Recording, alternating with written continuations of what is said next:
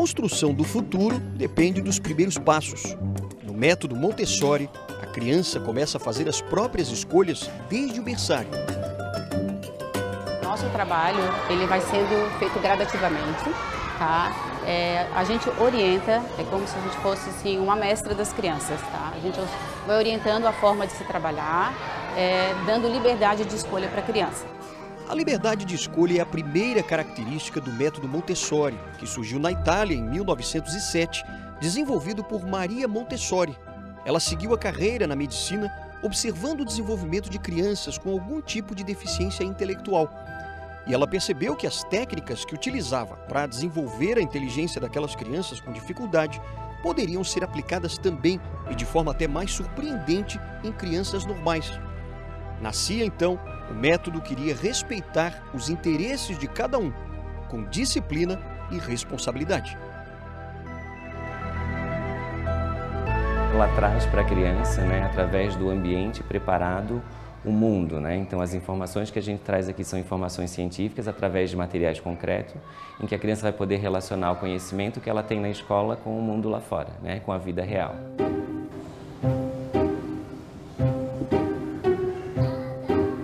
Numa escola Montessori, a professora observa aquilo que interessa a cada aluno. E nos primeiros anos, geralmente a criança escolhe fazer aquelas tarefas que já identifica dentro de casa, como, por exemplo, lavar a louça, e com muita concentração.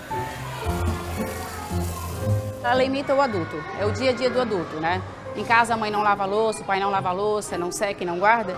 Isso também é feito aqui na escola. Tudo que a gente faz aqui, a gente está preparando a criança para o mundo.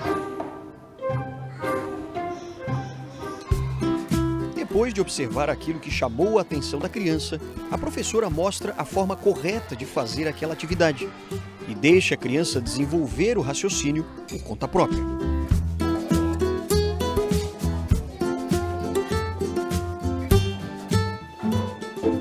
Essa é uma autêntica sala Montessori. O coordenador pedagógico explica que aqui os alunos mais novos trabalham com os mais velhos. É um ambiente preparado para crianças de 3 a 5 anos. Em cada etapa do desenvolvimento dele, ele tem atividades que são específicas, mas ele está sendo exposto ao estímulo ao tempo todo das atividades, por exemplo, dos amigos mais experientes. Então ele constrói o próprio currículo. Mais tarde, já no ensino fundamental, as crianças continuam livres para escolher as atividades que desejam fazer primeiro. Mas agora, elas precisam seguir o currículo escolar.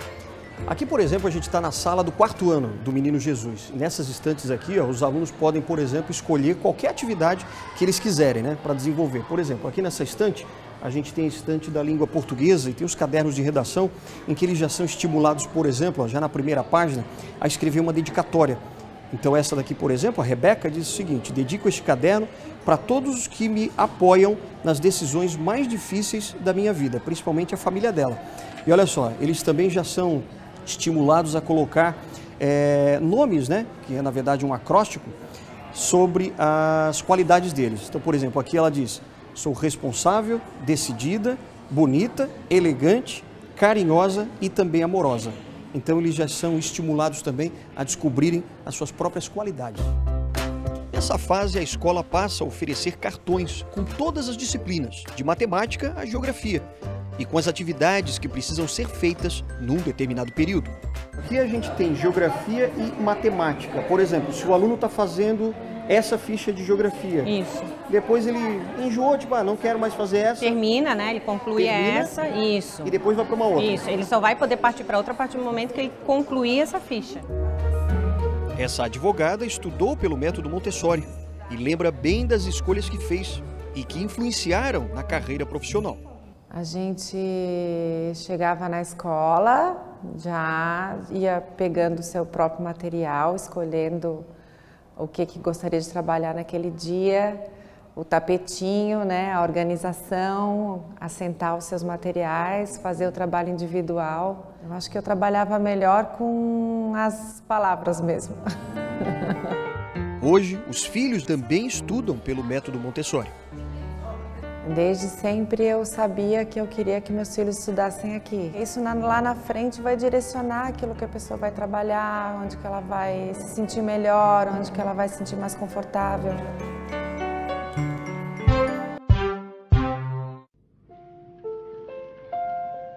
John Dewey, final do século XIX, começo do século XX. A Revolução Industrial havia mudado a velocidade da vida, o alcance da produção, o modo de pensar. Mas as transformações demoraram a chegar à escola. Nessa época, surgiu John Dewey, filósofo, psicólogo e educador americano. Nasceu em 1859, numa cidadezinha em Vermont. Estudou na universidade daquele estado e tornou-se doutor pela Universidade Johns Hopkins, em Washington. Foi professor na Universidade de Michigan, depois na de Chicago e finalmente na de Columbia. Ao longo da carreira, defendeu a necessidade de uma aprendizagem mais ativa, mais participativa. Isto era importante para Dewey pelo seu compromisso com a construção da democracia norte-americana. Em A Escola e o Progresso Social, ele escreveu: quando a escola for capaz de levar as crianças a exercitarem a participação em uma comunidade tão reduzida quanto a própria escola, de impregnar nelas o altruísmo e de dar a elas instrumentos de uma autonomia efetiva, teremos a melhor garantia de que a sociedade no seu todo será digna, admirável e harmoniosa. O pensamento de John Dewey refletiu o pensamento liberal e a luta pela formação da democracia americana. Para ele, o aprendizado só se dá quando ideias são compartilhadas, e isso só é possível num ambiente onde não há barreiras à livre expressão do pensamento. Era por isso que não acreditava na escola de então, em que cabia ao aluno receber passivamente o conhecimento. Para Dewey, cabe ao aluno aprender a protagonizar na escola e no futuro como cidadão na democracia.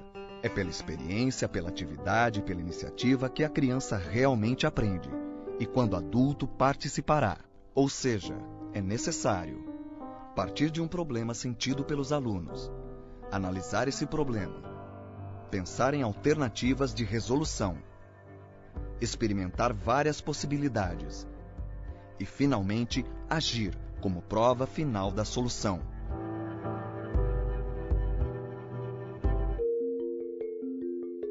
Para Dewey, cabe ao professor não expor o conhecimento que ele, professor, já tem, mas despertar o interesse do aluno, conduzindo o aprendizado por meio da experiência dele. Segundo Dewey, a educação escolar é mais do que uma preparação para a vida. É a própria vida, parte integrante e significativa da vida em sociedade, um processo colaborativo e participativo. Nos anos de 1930, Dewey se aposentou das atividades educacionais, mas continuou ativo, participando de eventos internacionais e publicando artigos e livros. Democracia e Educação, Escola e Sociedade e Experiência e Educação são algumas de suas obras de destaque. John Dewey morreu em 1952, aos 93 anos. Após influenciar muitos pensadores, entre eles o baiano Anísio Teixeira e o paulista Fernando Azevedo.